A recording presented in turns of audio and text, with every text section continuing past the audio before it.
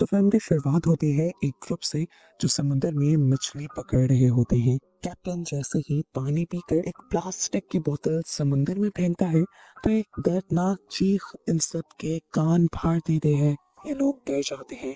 इस वक्त जो उन्होंने मछलियों का जाल समुद्र से निकाला था, अचानक वो भी फट जाता है और एक खौफनाक इंसान से मिलती जुलती क्रिएचर गुस्से में जाल से बाहर निकलती है। कैप्टन उसे देखकर डर जाता है और फौरन उस पर गोली चला देता है। जिसके बाद सीन कट होकर हमें लंदन का सीन दिखाया जाता है। हम मिलते हैं ब्रैकले से जो इस टाइम सो रहा है। अचानक से उसके फोन पर बेल होती है और वो घबराहट में उठ खड़ा होता है। उसे एक इमरजेंसी मिशन पर जाने के लिए मैसेज आया था। पता चलता है कि वो यूएन की इंटेलिजेंस टास्क फोर्स के लिए काम करता है। ब्रैकली जल्दी से अपनी बेटी को उठाता है और उसे बताता है कि मुझे इमरजेंसी कहीं जाना है और तुम्हें अपनी मॉम के पास जाना होगा। इस टाइम सार्जेंट हाना ब्रैकली को पिक करने के लिए आई थी और उन्हें यह सुनकर काफी गुस्सा होता है कि ब्रैकली पहले अपनी बेटी को उसके मॉम के घर छोड़ना चाहता है, वो भी उन्हीं की कार के जरिए। खैर इस टाइम ब्रैकली की एक्स वाइफ भी उस पर काफी गुस्सा है क्योंकि ब्रैकली के ऐसे कामों की वजह से हमेशा ही उसे अपने काम इग्नोर कर अपनी बेटी का ख्याल रखना पड़ता है। ये काम खत्म करने के बाद ये लोग एक प्राइवेट एयरपोर्ट पहुंचते हैं जहां पर जर्नल उन्हें मिशन की डिटेल देते हैं। लेकिन यहाँ ब्रैकली का टैबलेट काम नहीं कर रहा होता। उसके साथ बैठा हुआ एक आदमी उसे वीडियो दिखाता है जिसमें वो क्रिएचर जिसे हमने मूवी के स्टार्ट में देखा था वो इंसानों पर हमला करते हुए दिखाई जा रही है। ये देखकर ब्रैकली घबरा जाता है और घबराहट में इस आदमी को बताता है कि मैं कोई एजेंट नहीं हूँ, मैं सिर्फ एक क्लर्क हूँ जो आप लोगों के साथ जा रहा हूँ। वो एजेंट जिसने ब्रैकली को वीडियो दिखाई थी वो भी घबरा जाता है और फिर पूरे रास्ते ब्रैकली से कोई बात नहीं करता। और ये लोग अब हेलीकॉप्टर के जरिए एक अनजान सुनसान आइलैंड पर पहुंच जाते हैं। एक खास बिल्डिंग के अंदर जाने से पहले इन सबको डिकॉन्टामिनेट किया जाता है, यानी इन सब के ऊपर से एक खास मशीन के जरिए सारे जरासीम मारे जाते हैं। जिसके बाद कर्नल आकर इन सब से मिलते हैं और इन्हें दिखाते हैं दीवार पर लटके हुए वही क्रिएचर जिसे हम मूवी में बार बार देखते आ रहे हैं। सभी इस क्रिएचर को देखकर बहुत ज्यादा हैरान थे और कुछ कुछ को तो यही लग रहा था कि एक इंसान कॉस्ट्यूम पहन के खड़ा है। लेकिन कर्नल बताते हैं कि ये क्रिएचर असली है और ये पानी से निकली है। साइंटिस्ट ने इस क्रिएचर को होमोस्पेंडल का नाम दिया है। इंसानों जैसे ये क्रिएचर्स असल में पानी के अंदर रहती हैं और माना जाता है कि इंसानों के दुनिया में आने से पहले यही इस दुनिया में रहा करती थी। साइंटिस्ट इस टाइम इस क्रिएचर के ऊपर रिसर्च कर रहे थे और इसी इस क्रिएचर के गले में एक पर्ल मिलता है जिसका मतलब इन्हें अभी तक के लिए समझ नहीं आया था। एक ऑफिसर अब वो पर्ल उस होमोस्पेंडल की गर्दन में वापस डाल देता है जिसके बाद ये सब लोग अपनी इन्वेस्टिगेशन पर मीटिंग करने के लिए यहाँ से चले जाते हैं। और यहाँ पर ब्रैकली अकेला रह जाता है। वो इस क्रिएचर को बहुत ही गौर से देखता है और फिर इस क्रिएचर को वो उसी तरह से रिस्पेक्ट देता है जिस तरह से वो अपने जीसस क्रॉस को रिस्पेक्ट देता है। यहाँ हमें जर्नल को सभी लोगों के साथ मीटिंग करते हुए दिखाया जाता है। जर्नल कर्नल से सवाल करता है कि मुझे समझ नहीं आ रही कि आखिर ये क्रिएचर इतने ऊपर आया कैसे। कर्नल कहते हैं ये बहुत बड़ा खतरे का साइन हो सकता है क्योंकि 2020 में भी अंडर वाटर सबमरीन में एक बहुत ही बड़ा हादसा हुआ था और वो भी ऐसे ही क्रिएचर्स की वजह से हुआ था। ये लोग अब इन होमोस्पेंडल क्रिएचर्स से बात करना चाहते थे जिसके लिए ये एक खास मशीन का इस्तेमाल करते हैं। इस मशीन के जरिए वो दूसरी क्रिएचर्स को सिग्नल भेज देते हैं और फिर उनके जवाब का इंतजार करते हैं। ब्रैकली ने जब इस मशीन से सिग्नल को भेजा था तो सिग्नल की फ्रीक्वेंसी इतनी हाई थी, वो सिग्नल इतना तेज था कि ब्रैकली खुद भी कांप उठा था। काफी देर इंतजार करने के बाद भी जवाब नहीं आता और ये लोग अपने कैंप्स में सोने के लिए आ जाते हैं। ब्रैकली हैना से पूछता है कि क्या मैं अपने घर एक कॉल कर सकता हूँ, लेकिन हैना ऐसा करने से मना कर देती है। सीन कट होकर दूसरी तरफ हमें दिखाया जाता है कि जिस रूम में इन्होंने उस होमोस्पेंडल को बांध कर रखा हुआ था वहां पर दो सोल्जर्स ड्यूटी दे रहे थे। एकदम से वो नोटिस करते हैं कि उनके पाँव के नीचे की जमीन दलदल बनने लगी है। इससे पहले कि ये लोग कुछ कर पाते वो सोल्जर उस दलदल में धंसने लग जाते हैं। उसका दूसरा साथी उसे बचाने की कोशिश तो करता है पर नाकाम रहता है। पहली वाली सोल्जर पूरी तरह डूब जाते हैं और मर जाते हैं। दूसरा सोल्जर मदद के लिए अपने बेटियों का इस्तेमाल करने की कोशिश करता है पर दूसरी तरफ कोई मैसेज नहीं सुनाई देता, बस एक साउंड वेव सुनाई देती है। अचानक से उसे दलदल से एक हाथ निकलता है और उस सोल्जर को पानी के अंदर खींचकर मार देता है, जिसके बाद वही क्रिएचर यानी होमो स्पेंडर उस पानी में से एकदम से बाहर निकलती है और अपने साथी की डेड बॉडी को खींचकर उतार कर यहाँ से ले जाते हैं। यहाँ अब सिक्योरिटी अलार्म्स भी बजने लगे थे। ब्रिकली के साथ साथ सभी सोल्जर्स इस जगह को चेक करने के लिए आते हैं, लेकिन यहाँ पर इन्हें ना तो अपने सोल्जर मिलते हैं और ना ही वो क्रिएचर। फर्श यहाँ का दोबारा से नॉर्मल हो चुका था और जनरल ऑस्टिन बहुत ज्यादा परेशान हो गए थे। वो अपने सोल्जर्स को अपने रेडियो के जरिए कांटेक्ट करने की कोशिश करते हैं, पर कांटेक्ट नहीं हो पा रहा था। ब्रकली यहाँ पर एक मेटल का पीस जमीन के अंदर धंसा हुआ नोटिस करता है और जैसे ही उसे खींच कर निकालता है तो उसे पूरी चेयर मिल जाती है। ये देखकर जनरल ऑस्टिन और भी ज्यादा परेशान हो जाते हैं और जमीन पर लेटकर दोबारा रेडियो से कांटेक्ट करते हैं अपने साथियों को, लेकिन जमीन के नीचे से उन्हें अपनी ही आवाज दोबारा सुनाई देती है और इससे वो और भी ज्यादा डर जाते हैं। जिस तरह ब्रिकली ने यहाँ पे चेयर निकाल दी थी, कुछ और भी यहाँ पे हो सकता था। ये लोग इस जगह की खुदाई करना शुरू कर देते हैं और इन्हें अपने साथी का हाथ दिखाई देता है। ब्रिकली डर कर यहाँ से बाहर निकल जाता है क्योंकि उसने इस तरह डेड बॉडी पहली मर्तबा देखी थी। उसके बाहर आने से काफी सारे लोगों को शक होने लगता है कि आखिर ब्रिकली इस तरह क्यों डरा, और वो यहाँ पर सबको सच बता देता है कि वो पहले बस एक क्लर्क हुआ करता था फौज में और उसने खुद ही अपने आप को एक एजेंट के तौर पर रजिस्टर कर दिया था, लेकिन अब वो इन चीजों से काफी ज्यादा डर रहा था। वो जनरल ऑस्टिन से कहता है कि आप इसकी कोई भी सजा मुझे देना चाहें तो दे सकते हैं, पर जनरल ऑस्टिन उससे कहते हैं अब इससे कोई फर्क नहीं पड़ता कि तुम एक एजेंट हो या नहीं, लेकिन तुम हमारे लिए काम कर रहे हो, यही बड़ी बात है।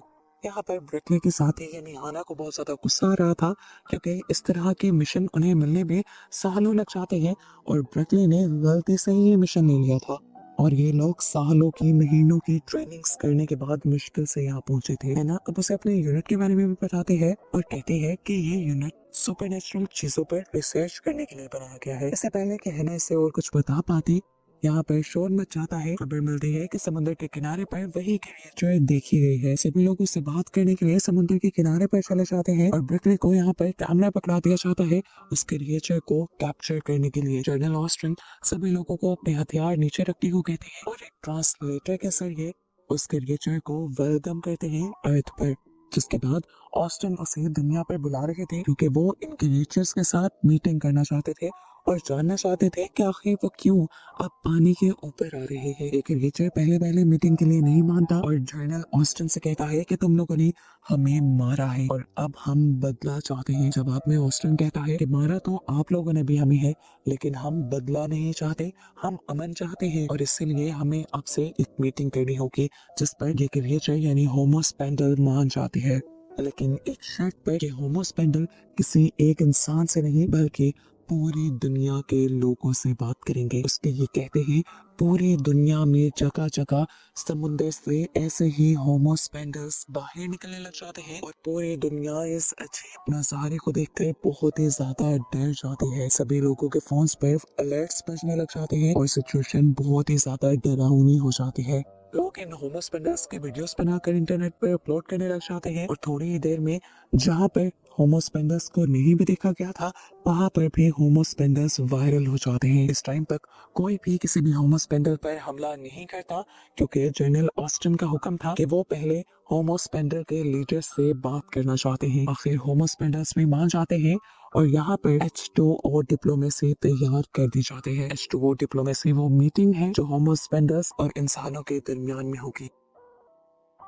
असेंबली हॉल के अंदर अब एक बहुत बड़ी सी पाइपलाइन लगाई जाती है और एक वाटर कंटेनर रखा जाता है जहाँ पर होमो स्पेंडल्स आकर इन लोगों से बात करेंगे। यहाँ पर ब्रिकली को भी घर जाने की छुट्टी मिलती है और वो अपनी फैमिली से मिलता है। वो अपनी एक्स वाइफ से कहता है कि आपको थोड़े दिन और मेरी बेटी को संभालना होगा और वो इस बात पर गुस्सा न करे, इसीलिए उसे वो 3000 पाउंड्स भी दे देता है। थोड़ी देर बाद हमें असेंबली का सीन दिखाया जाता है जहाँ पर बहुत सारे आर्मी जनरल्स, पॉलिटिकल लीडर्स और जर्नलिस्ट असेंबली हॉल में इकट्ठे होते हैं होमो स्पेंडल्स से मिलने के लिए। लेकिन आज के दिन जर्नलिस्ट का यहाँ पर कुछ भी रिकॉर्ड करना मना था। चारों तरफ से मिलिट्री ने इस जगह को घेरा हुआ था और जैसे ही मिलिट्री देखती है कि जर्नलिस्ट का एक ड्रोन इस बिल्डिंग की विंडो के करीब जा रहा है तो वो उसे शूट कर गिरा देते हैं क्योंकि ये मीटिंग पूरी तरह सीक्रेट है। हम देखते हैं कि ब्रिकली भी इस मीटिंग के लिए आया हुआ था और तभी यहाँ पर वो एजेंट भी आ जाता है जिसकी जगह लेकर ब्रिकली यहाँ आया था। वो यहाँ पर तमाशा करने लग जाता है और सिक्योरिटी गार्ड्स उसे पागल समझकर यहाँ से निकाल देते हैं। और ये देखकर हाना और ब्रिकली यहाँ पर बहुत एंजॉय करते हैं। गलती से ही सही ब्रिकली को ये मीटिंग अटेंड करने का मौका तो मिला था और इस तरह इस मीटिंग में एक आम सिविलियन भी शामिल हो गया था। बाहर से दिखाया जाता है जो पानी का टैंक बनाया गया था उसके अंदर पानी आना बंद हो गया है क्योंकि बाहर से एक पाइप लीक हो गया था। इंजीनियर्स तुरंत काम करना शुरू करते हैं और पाइप को रिपेयर करके असेंबली हॉल का ये टैंक फिल कर देते हैं। जिसके बाद इस टैंक के अंदर वही होमोस्पेंडल्स आते हैं। इस टाइम इस होमोस्पेंडल के साथ साथ यहाँ पर इंसानों जैसे ही दो किस्म की और क्रिकेटर भी थी और एक ऐसे फिश भी थी जो बात कर सकती थी। इस टाइम जो सॉल्ट नाम की होमोस्पेंडल यहाँ पर आई थी वो एक बहुत ही हैरान कर देने वाली बात ये बताती है कि वो दुनिया में मौजूद सारे लैंग्वेजेस बोल और समझ सकते हैं। इसीलिए वो इंसानों से बात करने आई है। इंसानों के लीडर यहाँ पर अपनी वेलकम स्पीच देता है और उसकी स्पीच को काटते हुए सॉल्ट यहाँ पर अपने गार्ड से 2 अंडे फेंकवाती है। ये उसके बच्चे थे असल में जो पैदा होने से पहले ही मर गए थे और वो इसका इल्जाम इंसानों पर दे रही थी क्योंकि इंसानों की फैलाई गंदगी और पोल्यूशन की वजह से समुंदर इतने खतरनाक हो गए थे कि उनके रिएचर्स का और उनके बच्चों का वहां जिंदा रहना और नए बच्चों का पैदा होना मुश्किल ही नहीं नामुमकिन हो गया था। उमर बेस्टर उससे माफी मांग ही रहा होता है कि सॉल्ट दोबारा उसकी बात काट देते हैं और कहते हैं कि वो यहाँ पर ब्रिकली से सिर्फ बात करेंगे। ये बात सुनकर सभी शॉक हो जाते हैं और हैरानी से ब्रिकली की तरफ देखने लगते हैं। वो कोई एम्बेसडर नहीं था ना एजेंट था, वो एक आम सा सिविलियन था जो झूठा एजेंट बनकर यहाँ बैठा हुआ था। ब्रिकली भी अजीब तरह से उठ जाता है और यहाँ सबको बताने की कोशिश करता है कि मैं तो नॉर्मल सा सिविलियन हूँ, मैं आपसे क्या बात करूंगा। लेकिन यहाँ पर सॉल्ट उससे कहते हैं हम तुमसे इसलिए बात नहीं करना चाहते क्योंकि तुम्हारे पास पावर है, बल्कि हम तुमसे इसलिए बात करना चाहते हैं कि सिर्फ तुम ही हो जिसने हमें इज्जत से ट्रीट किया था। तुमने हमें उस तरह से ट्रीट किया जिस तरह तुम अपने जीसस क्रॉस को ट्रीट करते हो और यही बात हमें अच्छी लगी है।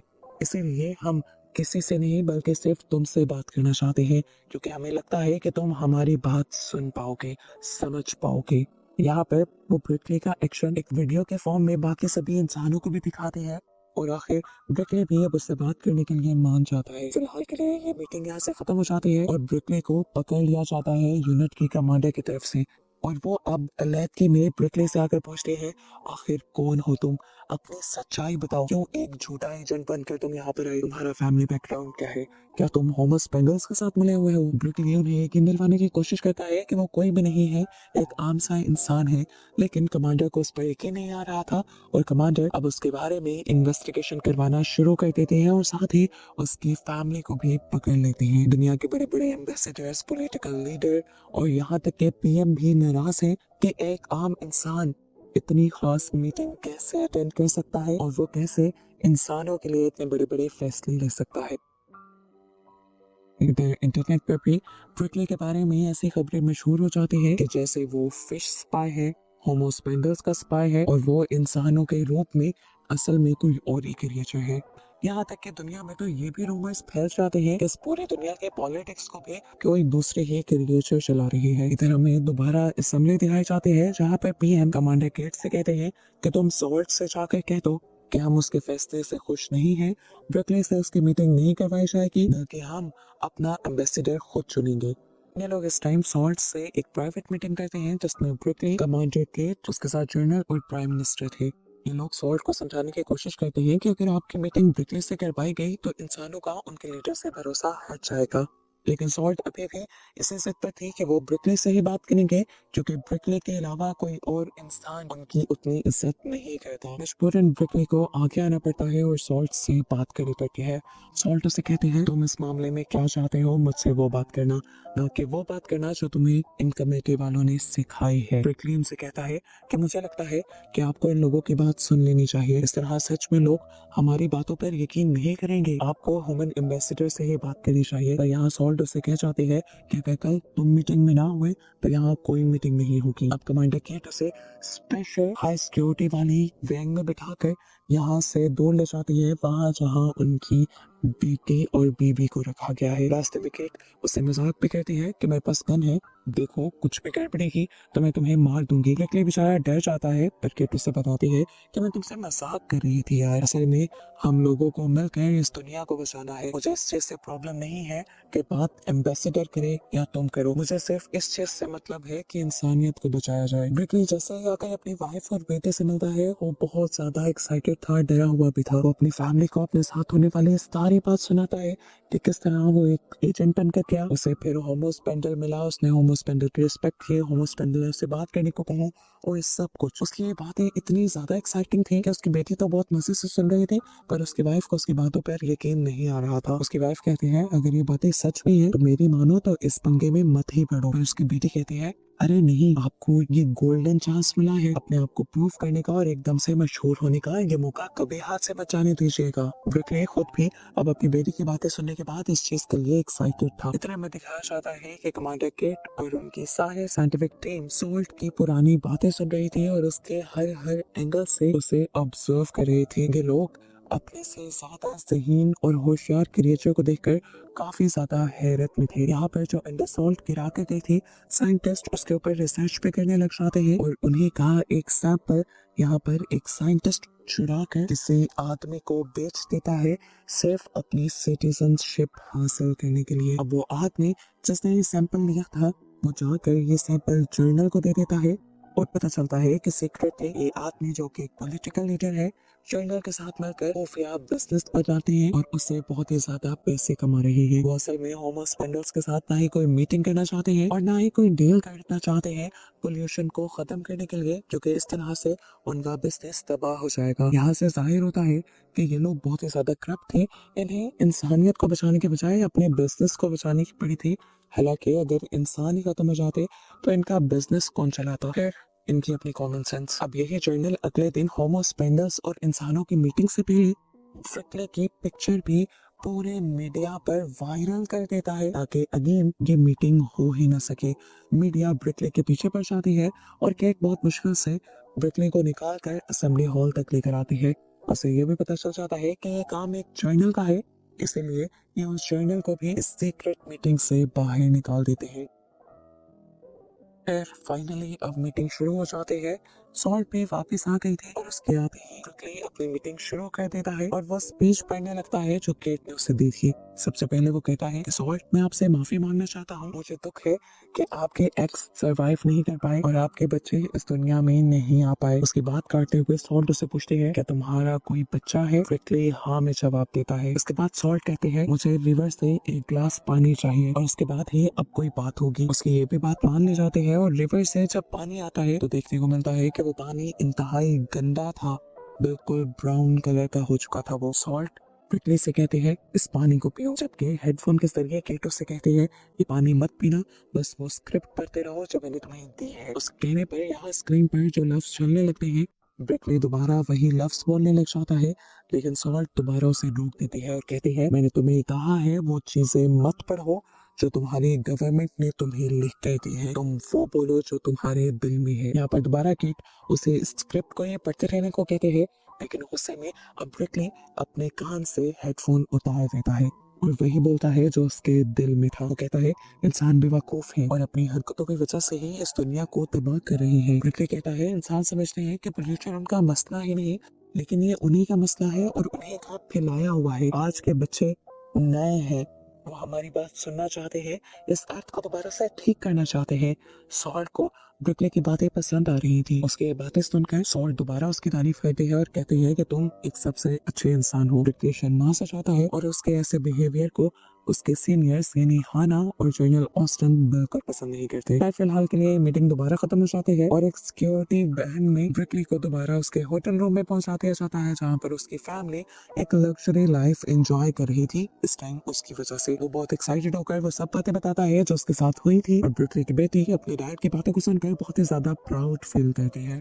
यहाँ तक कि अब वो लोग न्यूज पे देखते हैं कि पूरी दुनिया ब्रिकले के लिए नारे लगा रही थी, क्योंकि ब्रिकले की वजह से ही होमोस्पेंडल्स ने अभी तक उनके साथ कुछ बुरा नहीं किया था। आज ब्रिकले भी अपने आप पर फख्र महसूस कर रहा था। इधर दिखाया जाता है कि केट और बाकी जर्नल्स मिलकर H2O डिप्लोमेसी तैयार कर रहे हैं। वो जानते हैं कि उन्हें हर हाल में होमोस्पेंडल्स को दोस्ती के लिए मनाना होगा, इसलिए वो अब एनवायरनमेंट को ठीक करने का भी प्लान कर रहे हैं। और इन्हें इसी टाइम पर माइसेलियम नेटवर्क के बारे में भी पता चलता है। माइसेलियम नेटवर्क असल में एक एल्गी थी जो होमोस्पेंडल्स के पर्ल्स के साथ कनेक्ट थी और उन्हें ताकत देती थी। इन्होंने प्लान किया कि ये लोग माइसेलियम नेटवर्क को और ज्यादा स्ट्रॉन्ग कर देंगे ताकि उनके और होमोस्पेंडल्स के दरमियान में रिलेशंस और बेहतर हो सके। इधर हमें ब्रुकले की फैमिली को दिखाया जाता है। एकदम से ब्रुकले के इतना मशहूर होने की वजह से ये लोग डरने लगे थे क्योंकि खतरा अब इनकी जानों को हो गया था। जहां लोग ब्रुकले को पसंद कर रहे थे वहां ब्रुकले के दुश्मन भी बन गए थे। तो ब्रुकले अपनी फैमिली को काम डाउन करता है और उन्हें समझाता है कि हम 1 से 2 दिन में सेफ हाउस में शिफ्ट हो जाएंगे। अगले दिन हमें अब ब्रुकले को न्यू मीटिंग में जाता हुआ दिखाया जाता है।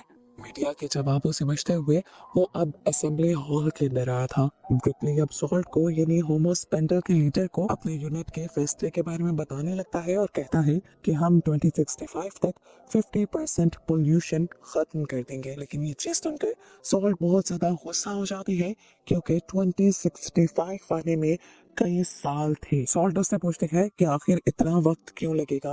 ब्रुकली उसे समझाता है कि हमें वो रिसोर्सेज इकट्ठे करने हैं जिसकी वजह से इस सारी पोल्यूशन को खत्म किया जा सके, और ये सारे रिसोर्स लगभग इतने ही सालों में हम इकट्ठे कर पाएंगे। सॉल्ट जब कहते हैं कि 40 साल का अरसा बहुत ज्यादा है तो ब्रुकले जवाब में कहता है जहाँ आप लोगों ने 10 लाख साल इंतजार किया वहाँ अब ये 40 साल क्या चीज है। उसकी ये बात सुनकर सॉल्ट को इतना ज्यादा गुस्सा आ जाता है कि उसका गुस्सा अब नेचर में भी दिखाई दे रहा था।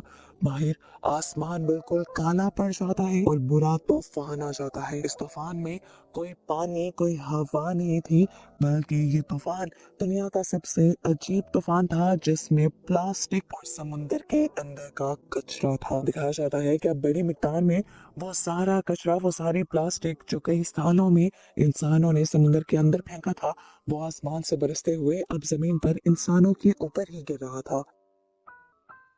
इंसान अपने आप को बचाने के लिए यहाँ से भागने लग जाते हैं और इसी टाइम पर हम ब्रुकले की बेटे को भी देखते हैं जो उसकी तरफ आने के लिए मुड़ रही थी।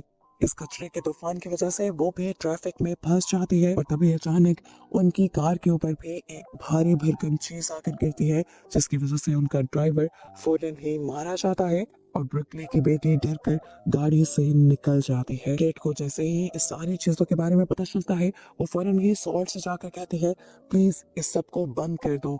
ब्रुकले तो अभी तक शॉक में था क्योंकि उसे समझ ही नहीं आ रहा था कि क्या हो रहा है। तभी उसकी वाइफ उसे कॉल करके बताती है कि उसकी बेटी रोड पर निकल गई है उसके पास आने के लिए। ये सुनकर ब्रुकले भी डर जाता है और फौरन अपनी बेटी को बचाने के लिए बाहर भागता है।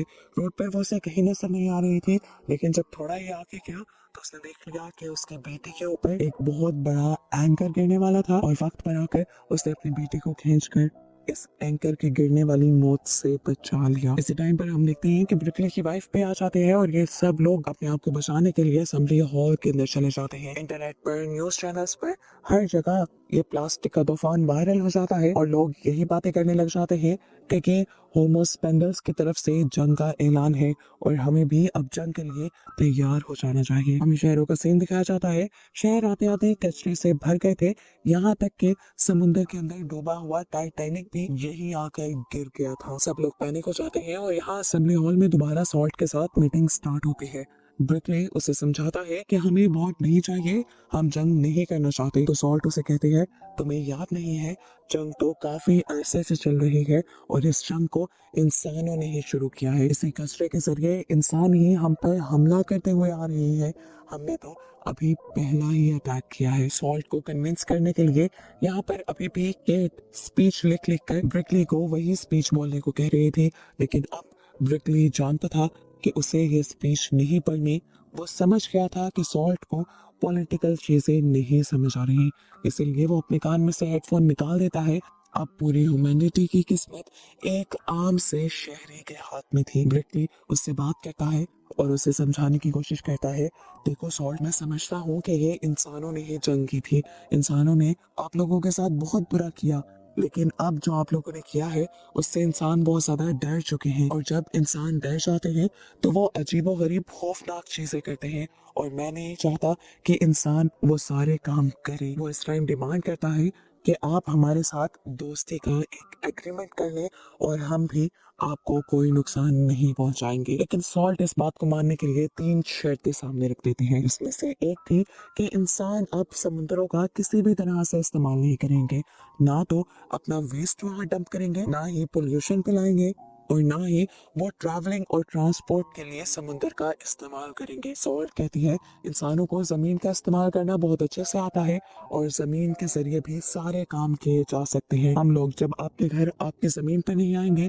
तो आप लोग हमारे घर यानी समुद्रों के रास्ते में भी नहीं आएंगे। जिस तरह आप लोगों के मुल्कों के दरमियान में बॉर्डर बने होते हैं, इसी तरह अब समुद्रों और जमीन के दरमियान में भी वैसे ही बॉर्डर्स होंगे। यहाँ तक कि कोई भी एयर ट्रांसपोर्ट यानी हवा में उड़ने वाली ट्रांसपोर्ट भी समुद्र के ऊपर से नहीं गुजरेगी।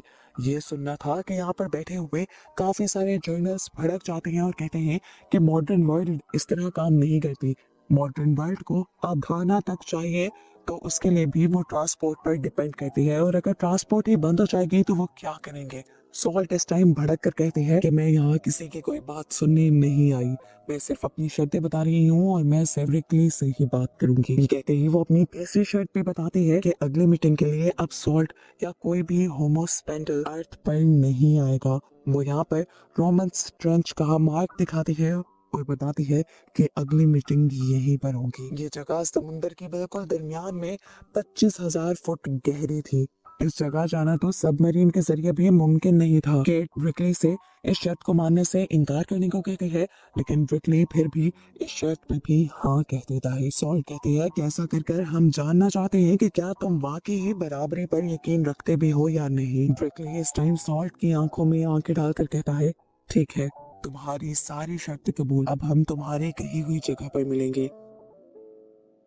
सॉल्ट ने अब अजीब मुस्कुराहट से ब्रिकली को देखती है और यहाँ से चली जाती है, जिसके बाद ये मीटिंग खत्म हो जाती है। केट और सभी जर्नलिस्ट ब्रिकली के इस फैसले पर खुश नहीं थे, क्योंकि वो जानते थे कि समुद्र की इतनी गहराई के अंदर इंसान का सांस लेना तो पॉसिबल है ही नहीं, और वो जानते थे कि अब इस तरह इंसान अपनी शर्तों से पीछे हट जाएंगे, हार जाएंगे, और इस तरह होमोस्पेंडल्स उनकी जिंदगी तबाह कर देंगे।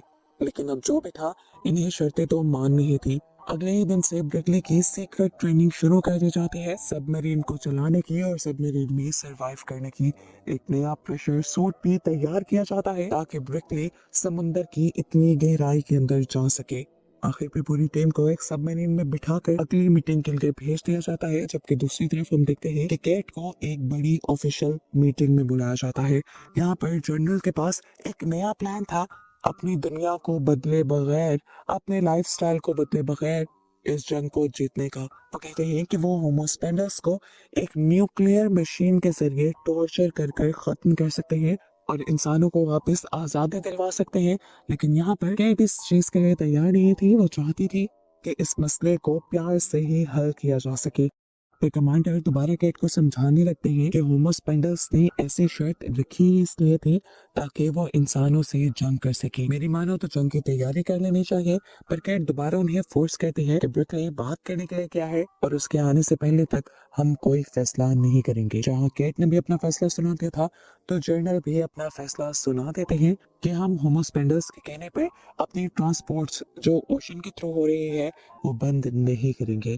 और यहाँ केट समझ आती है कि इनके इरादे जंग करने के ही हैं और ये सिर्फ अपने बिजनेस के बारे में सोच रही है। केट यहाँ से चली जाती है और पीछे से जर्नल को उनके साथी कहते हैं कि हमने बायो वेपन्स तैयार कर लिए हैं, क्या उन्हें इस्तेमाल किया जाए।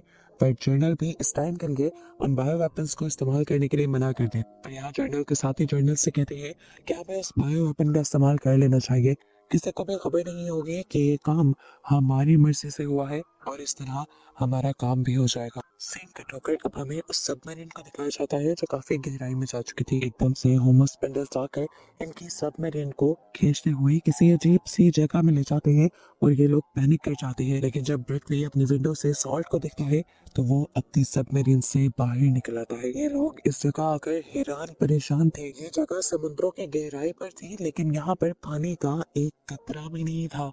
सॉल्ट इनसे आकर कहती है कि तुम लोग पहले इंसान हो जो इस जगह पर आए हो। इस जगह को हमने तुम्हारे ही लिए बनवाया है ताकि तुम यहाँ पर आसानी से सांस ले सको, जिस तरह तुमने हमारे लिए वो वाटर टैंक बनवाया था। वो ब्रिकली से कहती है कि तुम मास्क उतार सकते हो, यहाँ पर तुम्हें फिर भी सांस आएगा। सॉल्ट खुद ब्रिकली का मास्क उतारती है और ब्रिकली नोटिस करता है कि वो बहुत ही ज्यादा आसानी से यहाँ पर सांस ले रहा था, और ये देखते हुए बाकी लोग भी अपने मास्क उतार देते हैं। दिखाया जाता है कि थॉमस पेंडल्स जैसे और क्रिएचर्स यहाँ पर इंसानों को देखने के लिए आई थी। अब सॉल्ट ब्रिकली को इस जगह को दिखाने लग जाते हैं और एकदम से ब्रिकली के करीब आकर उसे टच करती है और उसे बताती है कि मैं हमेशा से चाहती थी कि मैं तुम्हें टच करूं। और इतनी देर में उन्हें कोई बुला कर ले जाता है और ये लोग एक ऐसी जगह पर पहुंचते हैं जहां पर बहुत सारे होमो एक्वास इनका वेलकम भी कर रहे थे और इन्हें देखने भी आए थे। इधर जमीन पर हम केट को देखते हैं जो काफी परेशान है और वो अपने हस्बैंड से डिस्कस करते हैं कि मुझे डर है कि जनरल हैरी कोई इस तरह की बेवकूफ़ी करेंगे जिसकी वजह से इंसानों और होमो स्पेंडल्स के दरमियान में जंग हो सकती है। इसके बाद केट को अपने ऑफिस से फोन आ जाता है। केट जब उस फोन को रिसीव करते हुए विंडो की तरफ जाती है तो उसका हस्बैंड नोटिस करता है कि किसी ने उसके ऊपर स्नाइपर पॉइंट किया हुआ था। वो अपनी वाइफ को बचाने के लिए उसे नीचे गिरा देता है और इस तरह गोली उससे लग जाती है और वो मारा जाता है। दोबारा सीन पानी के नीचे शिफ्ट होता है जब ब्रिकली और जनरल मिलकर सबसे बातें कर रहे होते हैं तो यहाँ पर हम एक ऐसे इंसान को भी देखते हैं जो असल में जनरल हैरी का साथी था और वो इनके साथ अपने ही प्लान से आया था। वो बायो एजेंट लेकर आया था जिसके जरिए वो सभी होमोस्पेंडल्स को मारना चाहते थे। ये देखकर जनरल और ब्रिकली दोनों बहुत ज्यादा हैरान रह जाते हैं क्योंकि उनके वहमो गुमान में भी नहीं था कि वो यहाँ पर किसी जासूस को या अपने दुश्मन को ला रहे हैं। वो नहीं चाहते थे कि होमोस्पेंडल्स पर कोई हमला हो, इसीलिए ब्रिकली उस आदमी को लेकर नीचे गिर जाता है, लेकिन तभी उसके हाथ से वो बायो एजेंट भी नीचे गिरने की वजह से फट जाता है और यहाँ एक बहुत ही भयानक ब्लास्ट होता है। सभी होमोस्पेंडल्स दौड़ जाकर कहते हैं और तभी सॉल्ट यहाँ पर ब्रिकली को लेकर अपने गिर्द एक प्रोटेक्शन शील्ड बनाते हुए उसे उड़ाकर यहाँ से ले जाती है और साथ ही उसके मुंह से अपने मुंह को जोड़ते हुए उसे ऑक्सीजन भी देती है। दुनिया में मौजूद सबमरीन के कंट्रोलर की वजह से इंसानों को भी पता चल जाता है कि पानी के अंदर कोई बहुत ही बड़ा धमाका हुआ है और इस धमाके की ताकत से ये लोग अंदाजा लगाते हैं कि नीचे गए हुए सभी इंसान भी मारे गए होंगे। अब ये बात जैसे ही केट को पता चलती है, केट और भी ज्यादा टूट जाती है। पहले उसके हस्बैंड की मौत और अब उसका मिशन फेल, वो बुरी तरह टूट गई थी। और ये बात जैसे ही ब्रिकली के घर वालों को भी पता चलती है कि नीचे गए हुए सभी इंसान मारे गए हैं तो वो बहुत ही ज्यादा उदास हो जाते हैं। इधर दिखाया जाता है कि सॉल्ट ब्रिकली को लेकर पानी के ऊपर आ जाते हैं ताकि ब्रिकली आराम से सांस ले सके, जिसके बाद वो अपनी एक वीडियो बनाते हैं इंसानों के पास भेजने के लिए, जिसमें अब वो इंसानों को धमकी दे रहे थे कि जिस तरह इंसानों ने हमारे इलाके में धमाका करवा कर हमारे सारे होमो एक्वास को मारा है, यानी समुद्र के नीचे रहने वाले क्रिएचर्स को मारा है, उसी तरह अब हम भी सभी इंसानों को मार देंगे और इस दुनिया को खत्म कर देंगे। सभी लोगों को लग रहा था कि ये वीडियो एक नकली वीडियो है, एआई से जनरेट की गई है, लेकिन इन्वेस्टिगेशन करने पर पता चलता है कि ये वीडियो रियल है। यहाँ पर हम देखते हैं कि ब्रिकली केट से कांटेक्ट करता है और केट ये जानकर हैरान हो जाते हैं कि ब्रिकली इतने बड़े हादसे के बाद भी जिंदा था। वो इस टाइम रो रहा था, अपने सारे साथियों के मरने पर दुखी था। उसे समझ नहीं आ रही थी कि ये सब कैसे हो गया। केट कहती है फिक्र मत करो, मैं पता चला लूंगी कि आखिर ये सब कैसे हुआ है, क्योंकि जिन लोगों ने भी ये करवाया है उन लोगों ने मेरे हस्बैंड को भी मरवा दिया है। असल में जो भी दुश्मन था वो मारना मुझे चाहता था, पर मेरे हस्बैंड ने मुझे बचाते हुए अपनी जान दे दी। केट ब्रिकली से कहती है देख लेना तुम, मैं उन दुश्मनों को छोड़ूंगी नहीं। यहाँ पर अब हम जनरल हैरी को देखते हैं। जनरल हैरी को तो इस हादसे के बारे में खुद भी नहीं पता था, लेकिन ये हादसा करवाया जनरल हैरी के ग्रुप के ही एक आदमी ने था और वो अब जनरल हैरी को कह देते हैं आप रिलैक्स रहे, इस हादसे से हमारा तो काम बन गया है। यहाँ पर अब ब्रिकली भी जमीन पर आ जाता है और ये लोग सॉल्ट को भी पकड़ लेते हैं और एक दूसरी तरफ शिफ्ट करने लग जाते हैं, क्योंकि अब ये लोग सॉल्ट को आजाद नहीं छोड़ सकते, क्योंकि सॉल्ट ने जंग करने की धमकी देती है। ब्रिकले को ये बात बिल्कुल अच्छी नहीं लगती, लेकिन वो इस टाइम कुछ कर भी नहीं पाता। यहाँ सभी लोगों की बातों से वो अंदाजा लगाता है कि ये लोग सॉल्ट को विलन समझ रहे हैं, हालांकि सॉल्ट ने ब्रिकली की जान बचाई थी। अब ऐसे ही बातों बातों में ब्रिकली यहाँ पर ड्राइवर से उस गाड़ी की चाबी ले लेता है जिस गाड़ी के पीछे सॉल्ट के कंटेनर को रखा गया था। इन सब लोगों को लगता है कि ब्रिकली सॉल्ट को लेकर यहाँ से भाग रहा है, लेकिन वो यहाँ से भाग नहीं रहा था। वो तो बल्कि गाड़ी को पीछे मोड़कर इस कंटेनर को ही पानी में फेंक देता है ताकि सॉल्ट आजाद हो सके और अपनी दुनिया में जा सके। जिसके बाद वो खुद भी पानी में जंप कर देता है, क्योंकि जानता था कि अगर वो ऊपर रहा तो इंसान वैसे ही उसे मार देंगे। ब्रिकली की इस हरकत की वजह से ब्रिकली को अब गद्दार करार दे दिया गया था। दूसरी तरफ दिखाया जाता है कि होमो स्पेंडर की एक नई टीम दोबारा इन्वेस्टिगेशन के लिए यहाँ आती है। इस मरतबा ब्रिकली तो था नहीं, इसीलिए केट खुद उनसे बात कहती है। सबसे पहले ये होमो स्पेंडर्स आकर सॉल्ट के बारे में सवाल करते हैं, क्योंकि उन्होंने देखा था कि इंसानों ने उसे कैदी बनाया था। और केट उसे बताती है कि सॉल्ट हमसे बचकर भाग गई है। और यहाँ पर ये नया होमो स्पेंडर्स का चीफ उन्हें बताता है कि जिस टाइम हमला हुआ था उस टाइम सॉल्ट एक इंसान को बचाते हुए वहां से भागी थी, इसीलिए अब वो हमारी कहती है और अगर तुम्हारे पास है तो उसे हमारे हवाले कर दो। दूसरी बात यह कि तुम लोगों ने हमारे ऊपर हमारे ही जगह पर आकर हमला किया है और तुम लोग इसके अंजाम को जानते नहीं हो।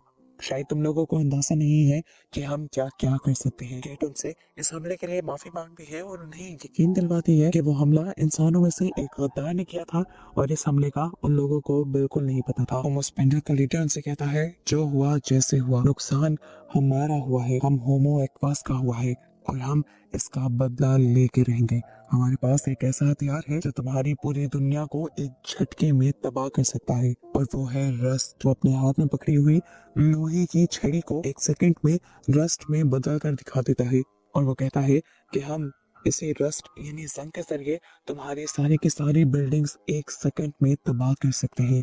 और अगर तुम लोग चाहते हो कि हम तुम्हें तबाह ना करें तो हमारी सारी शर्तें तुम्हें माननी होगी। समुद्रों को 5 साल के अंदर अंदर तुम्हें हर तरह से साफ करना होगा। हमारी कैदी सॉल्ट को तुम्हें हमें वापस करना होगा ढूंढ कर, और इसके बाद भी हमारी सारी शर्तों को मानना होगा। अब ये सारी बातें सुनकर जनरल हैरी भी डर गए थे। उनके साथियों ने जो गड़बड़ करती थी अब उन्हें इस गड़बड़ को ठीक करना था और वो फौरन ही सॉल्ट को ढूंढने का ऑर्डर दे देते हैं। सीन कट होकर फाइनली हमें सॉल्ट और ब्रिकली को दिखाया जाता है जो इस टाइम जमीन पर है। ये दोनों जानते थे कि इंसान उन्हें हर जगह ढूंढ रहे हैं, लेकिन फिर भी ये दोनों एक फैक्ट्री के अंदर छुपे हुए थे।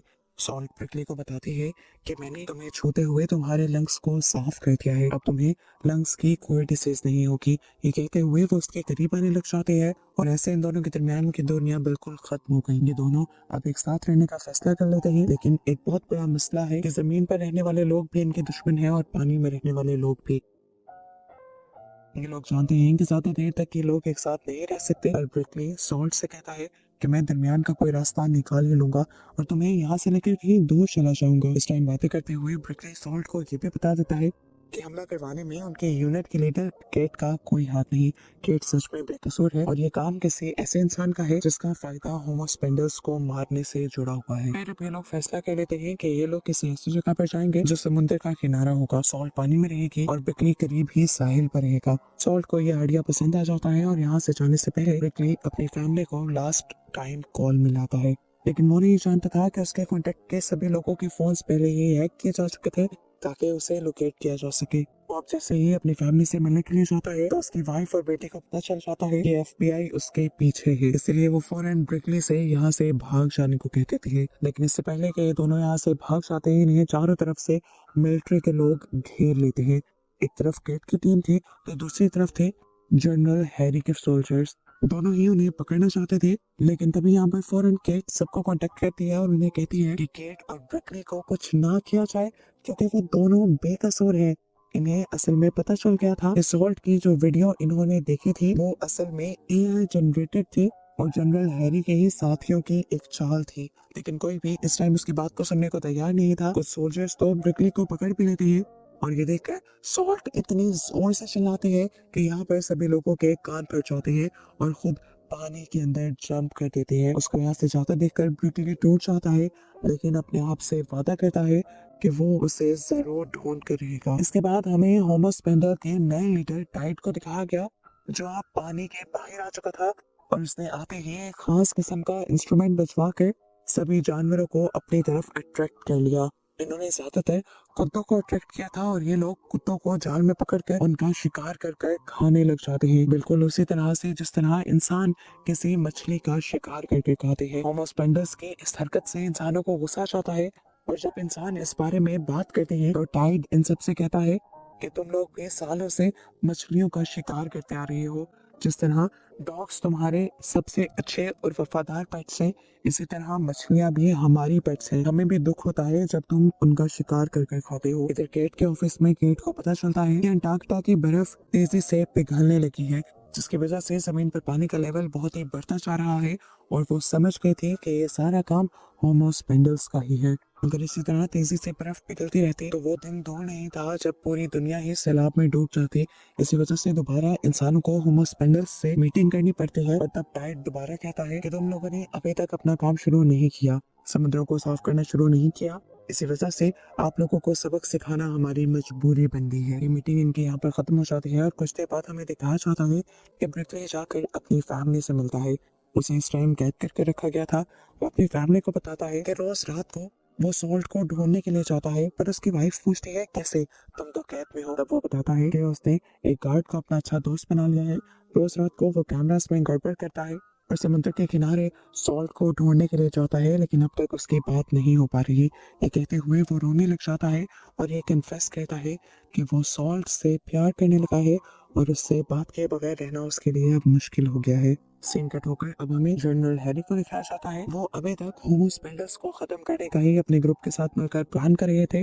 उन्होंने एक ऐसे गार्ड को ब्रिकले के पास छोड़ा था जो ब्रिकले की सारी बातें माने, क्योंकि वो चाहते थे कि ब्रिकले किसी तरह सॉल्ट से मिले और ये लोग ब्रिकले का ही गलत इस्तेमाल करते हुए होमो स्पेंडल्स को मरवा दे। एक दिन ऐसे ही अब उस कार्ड के जरिए ब्रिकले को खाना दिया जाता है और जैसे ही वो खाना खाता है तो बेहोश हो जाता है। और इस टाइम कुछ डॉक्टर्स आकर उसकी बॉडी में वायरस इंजेक्ट कर देते हैं। ये वायरस असल में इंसानों को कुछ नहीं करता, बल्कि ये वायरस होमो एक्वास को मारने के लिए था। रात को जैसे ही ब्रिकले को होश आता है तो वो सॉल्ट से मिलने के लिए पानी में जाकर उसे आवाजें देने लगता है। रात भर के इंतजार के बाद फाइनली सुबह को सॉल्ट आकर उससे मिल ही लेती है। ब्रिकली इस तरह खुश था जिस तरह उसे कोई खजाना मिल गया हो। वो सॉल्ट को गले लगा लेता है, उसे किस करता है और तभी सॉल्ट उससे कहती है कि अगर तुम चाहते हो कि हम दोनों हमेशा साथ रहें तो जाकर इंसानों को समझाओ कि वो होमो स्पेंडल्स की सारी शर्तें मान लें, नहीं तो होमो स्पेंडल्स उन्हें बर्बाद कर देंगे। ब्रिकली उनसे कहता है मैं तुम्हें कैसे समझाऊं, इंसान मेरी बात ना सुनेंगे ना मानेंगे। कुछ वक्त के लिए तुमने मुझे स्पेशल तो बना दिया था, लेकिन अब मेरी औकात एक आम इंसान से भी कम हो गई है। लेकिन सॉल्ट यहाँ कहते हैं कुछ भी करके तुम्हें इंसानों को मनाना होगा। ये कहकर वो यहाँ से गायब हो जाते हैं। हालांकि वो खुद भी ब्रिकली को छोड़कर जाना नहीं चाहती थी। सॉल्ट की बात मानते हुए अब ब्रिकली केट और उसकी पूरी टीम से बात करता है, मीटिंग करता है और उन्हें समझाता है कि सॉल्ट ने उससे कहा है कि टाइड से समझौता कर लिया जाए ताकि इंसान और होमो स्पेंडल्स दोनों ही अमन से रह सके। केट इस बात को सुनकर ये सोचने पर मजबूर हो जाती है कि उन्हें क्या करना चाहिए, क्योंकि प्राइम मिनिस्टर और जनरल केट की किसी भी बात को नहीं मान रहे थे। तब केट का एक साथी उसे आइडिया देता है कि हमें प्राइम मिनिस्टर और जनरल को इस मामले में लाए बगैर खुद ही होमो स्पेंडल्स से बात कर लेनी चाहिए, क्योंकि केट ही इस यूनिट के प्रेसिडेंट है और ऐसे ही सारे फैसले करने का हक केट का है।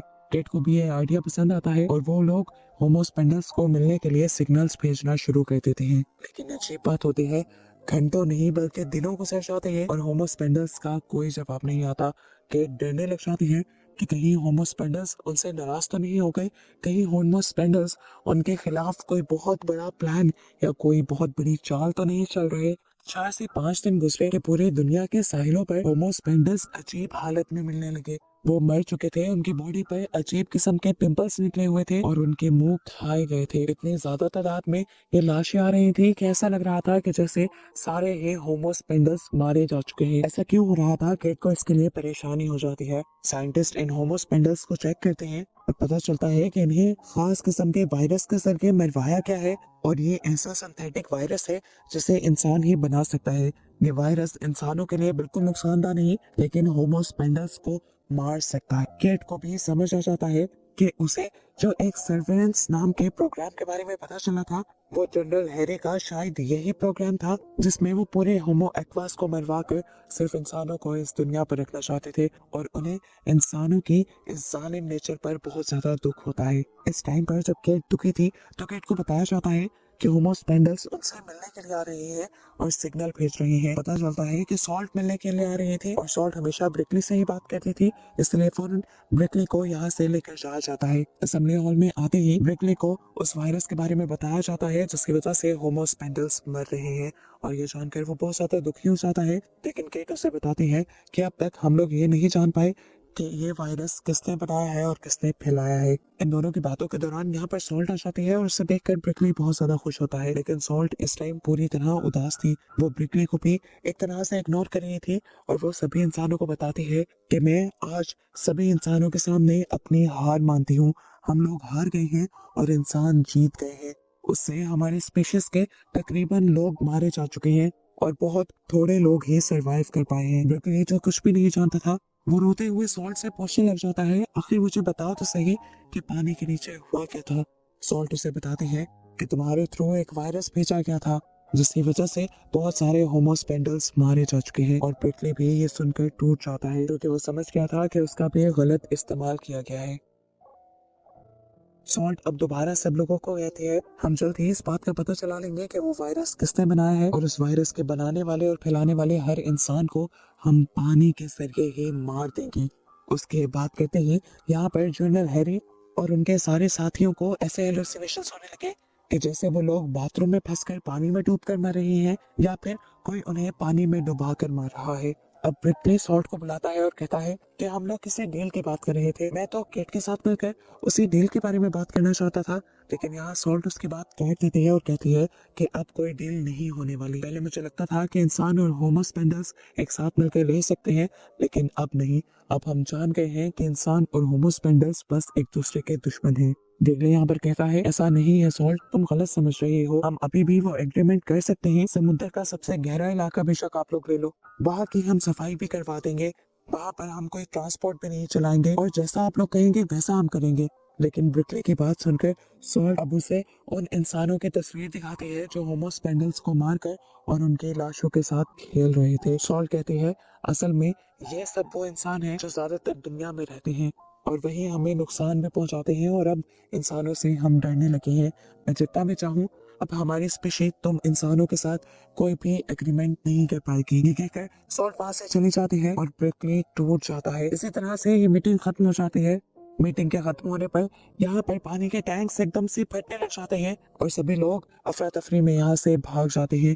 इस टाइम जिसका सबसे ज्यादा नुकसान हुआ था वो ब्रिकली था और उसके बाद केट थी जिसने इतनी मेहनत की थी सब कुछ ठीक करने में और होमोस्पेंडल्स और इंसानों की दोस्ती करवाने के लिए।